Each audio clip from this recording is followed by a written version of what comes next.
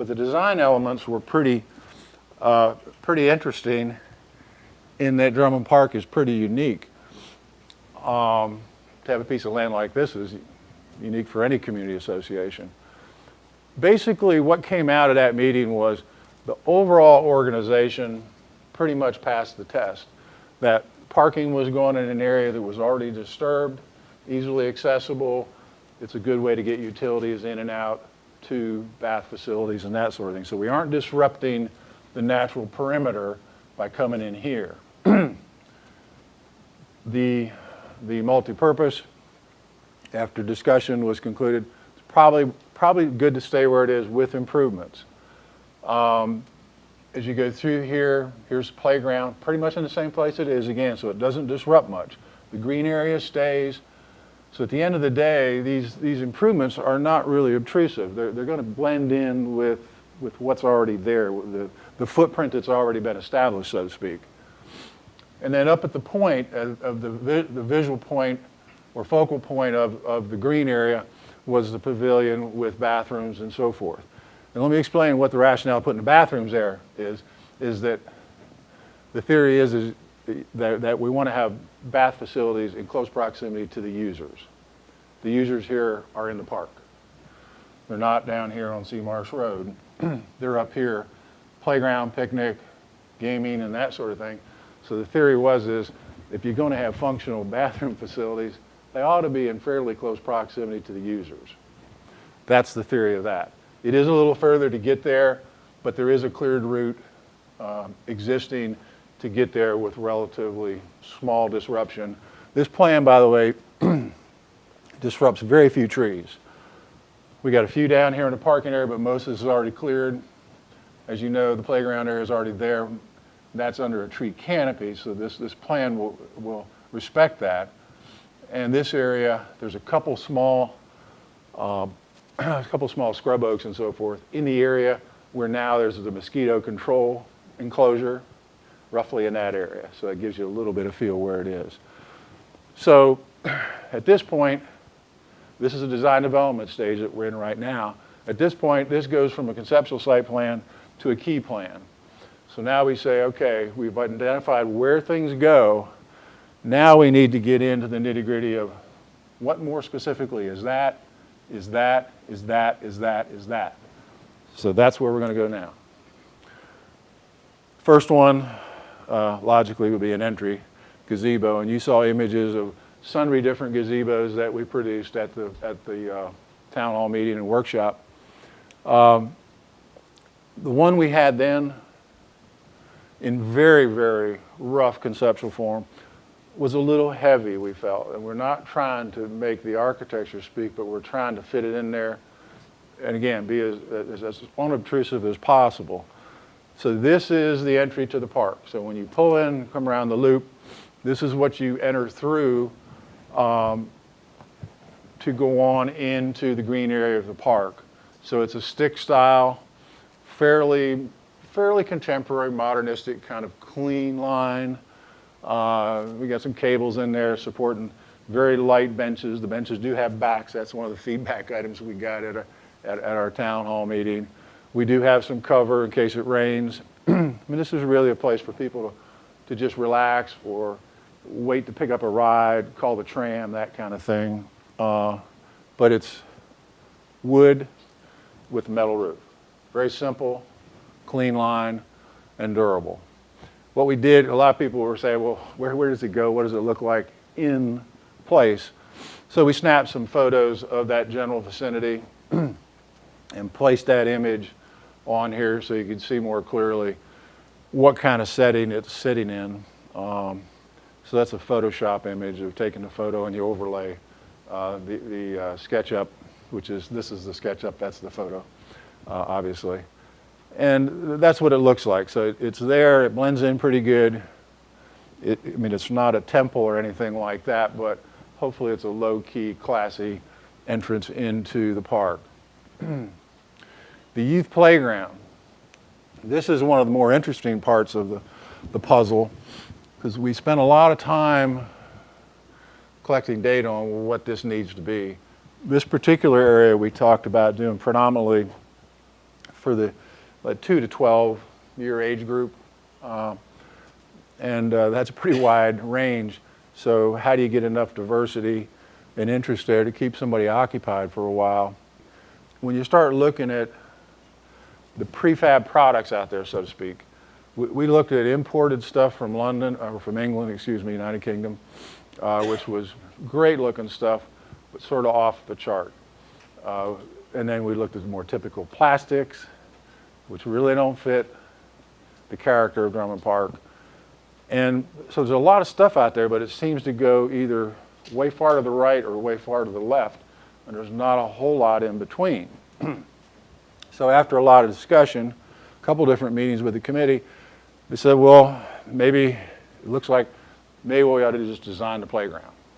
So they said, can you design a playground? I said, yeah, we can design a playground, which is sort of fun because you can think like a kid.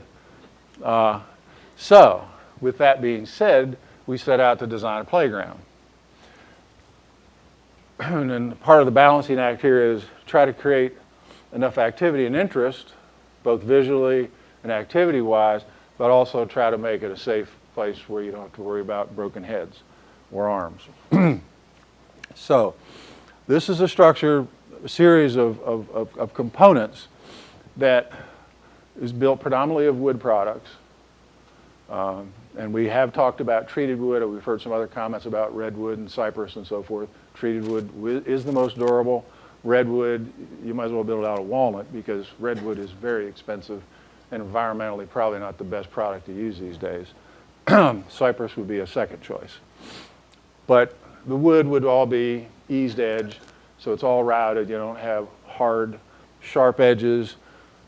Use carriage bolts, so all your connectors are countersunk and smooth so kids don't get caught up on them. But the idea was to make this sort of an adventure kind of playground where a lot of different things can be going on at the same time. What you see over here, you come up on this little platform. This is a little kid's zip line. And it's a dish that zips on a cable and you pull it back and they can go down the zip again. It's not a dangerous thing. It is a manufactured item. So what you're seeing here is some of these components, the slides, the zip line, and some of the climbing devices, we buy those as components and plug them into the wood structure. So there are some manufactured products here. But the idea was to get this to where it felt like a tree house, playful, whimsical, but yet had a lot of different activities going on. Here's a little suspension bridge. So you come up here, you zip in here. On that other side of that, there's a ramp going down with the ropes, which you'll see is all rotated around. A little suspended bridge on cables. Slide this way, slide that way. And then there's a pole in there to also slide down the fireman pole style.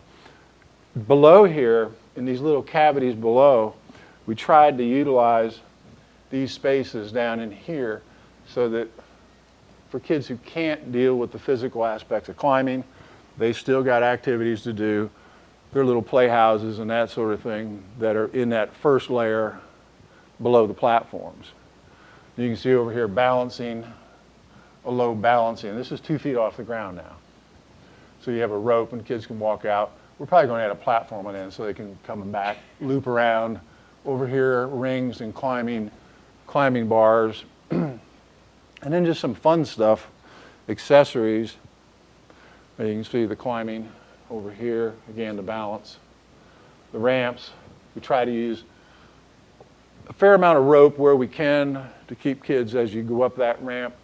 You put the ropes in there so as they go a little higher, the ropes go a little higher, and we can keep them from falling off and hurting themselves. The structure itself, we tried to, you'll see as we progress through this, there's sort of a common theme. Here you see the rope climbing device here. You see a common theme of architecturally, I think, a fairly whimsical, organic kind of motif that keeps coming through with these different structures.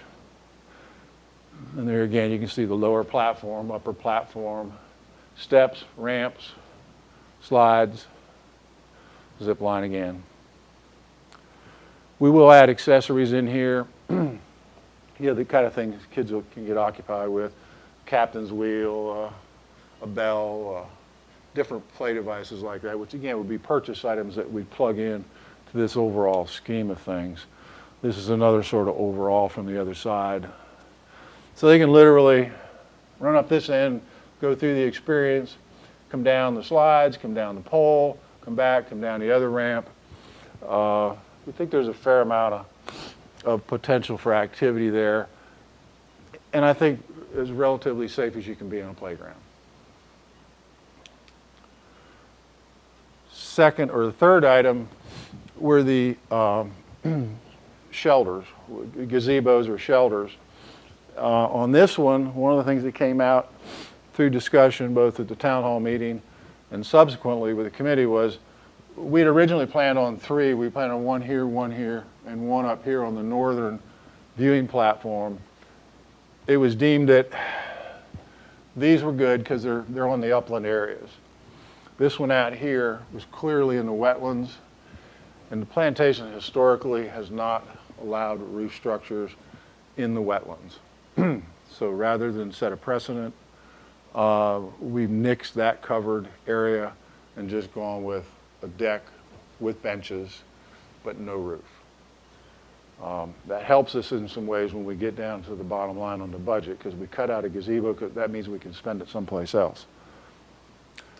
So these again, you can see, now you see some of this stuff going on up here with the roofs and some of the elements down in here. That stick style again that I explained sort of ties back into what you saw on the playground.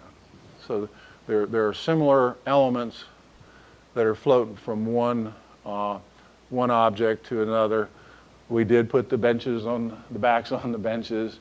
The walkways, by the way, when we did our site survey out there, one of the big comments was accessibility. What we've depicted here is going to a 5-foot versus some of those out there now are 3 to 4 feet. So we've proposed going to a 5-foot wide walkway with curbs to prevent somebody from rolling off, or if they have vision problems, they can feel those curbs and not walk off into the marsh. These are roofed again. It's sort of part, you can see here better, it's sort of part arborish, but yet you still have some protection from rain or sun. And those would be, as I said, if you go back, one here at the playground, watch over the kids, one out here on the point to watch the sunset. Again, all natural wood products, stainless steel, some cabling again, which gives it that little bit of a nautical feel about it. But very simple lines, transparent, see-through. And here again, Photoshop those in to a couple areas that are similar to where these would be placed. It's hard to pinpoint them exactly. And some of this stuff really isn't going to get actually pinpointed to the actual foot until we get out there and stake them out in the ground. But we're pretty close on these. Then we go to the pavilion. The pavilion, this is, like I said earlier, where we would house a men's and ladies ADA bathroom. And by the way, this path, here's ADA parking and bike rack before you get into the entry gazebo. And this whole path here is accessible. So at a minimum, that getting up to the playground, getting over to getting to all the main venues would be accessible routes. So it would be stabilized coquina and wood walkways, a combination. So we get to the pavilion, kept it real simple per our discussions. We basically got a storage room with a mop sink, a women's, a men's, stair up to an observation, some picnic tables, a couple grills. We used to have a fire pit in there. Based on feedback, we eliminated the fire pit. The one thing you'll notice on the presentation is we don't have the benches, the backs added to the benches yet, but they will be there eventually. Very small footprint. You can see the roofed area encompasses an area that's 40 feet long, and this area out here is 20 feet wide. So we're not talking about a big structure here. It's not going to be this thing that's going to be screaming at you out there. It's going to settle into those trees right on the edge of the trees at the end of the green. We did confirm that if we put this slab about 2 feet above grade, we'll get a good view between the understory and the tree canopy.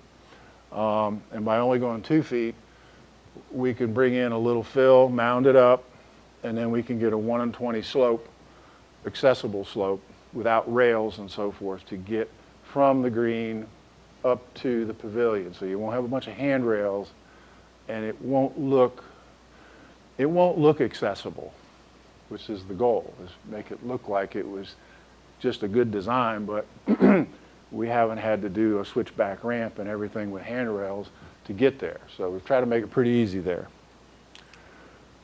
and hopefully attractive. Again, you see the theme is continuing with the overlapping roof planes, almost an arbor trellis kind of approach with the roof elements, thin below. Keep it as transparent as possible, just enough to house the storage in the bathrooms. But at the same time, with these roof elements, try to create ventilation and shade and protection from the elements. That's the whole goal of having it. This kind of facility, it's the kind of thing we designed to handle maybe 20 people, that type of number, for birthday parties, picnics, just family gatherings. It's not for catering and all that kind of stuff. So it's strictly for convenience of the residents going to visit Drummond Park and maybe cook out at the most. Metal roof again. Go up to the top. We did do a little pretty good size observation platform up there. You could probably 8 people could stand up there at one given time. And we did go out there and just checking with going up the ladders the distance we could, engaging the canopy.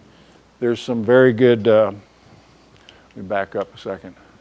There's some fairly good vistas out to the north and here to the west. It's already there's natural dips in the tree canopy there. So that we think with a little bit of pruning, possibly in those 2 corridors and the understory, just cleaning up from the palmetto to the first major growth of some of those smaller scrub oaks out there, we can get good vision from the pavilion platform, but also from the observation tower above. And there are the viewing glasses, the old style viewing glasses, so you can look out to the river. If we can find, I'm sure we can find one. And some couple just park grills. Bring your charcoal, no gas or anything like that, just park grills. And this is the side facing west. A little different angle. So real simple concept. It is a modernistic approach, but I do think it's consistent with the old design with nature philosophy that is really where we started here at the Plantation through the Sea Pines Company, is try to get it to blend in a little bit, be comfortable. It's a little quirky maybe, but this is a special place. It's not like any other place on the plantation, so we felt it warranted a little different character, a little more organic.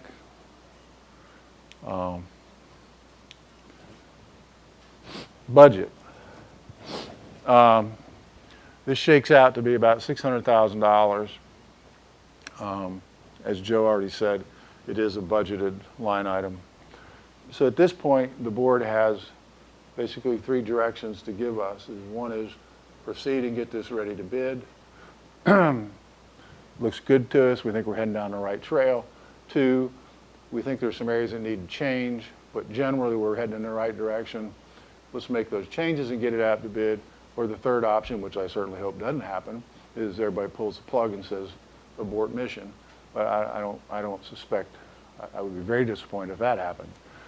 But that's the goal come Friday, is we've solidified our direction and can march on towards the finish line, so to speak.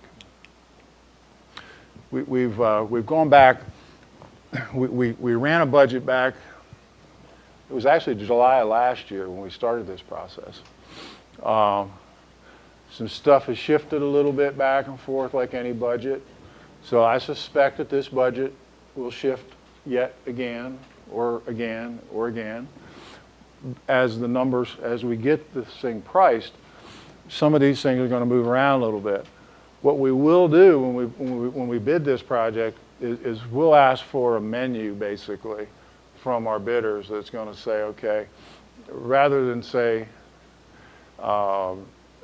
give us so many lineal feet of coquina walkway, what is the cost per lineal foot of walkway?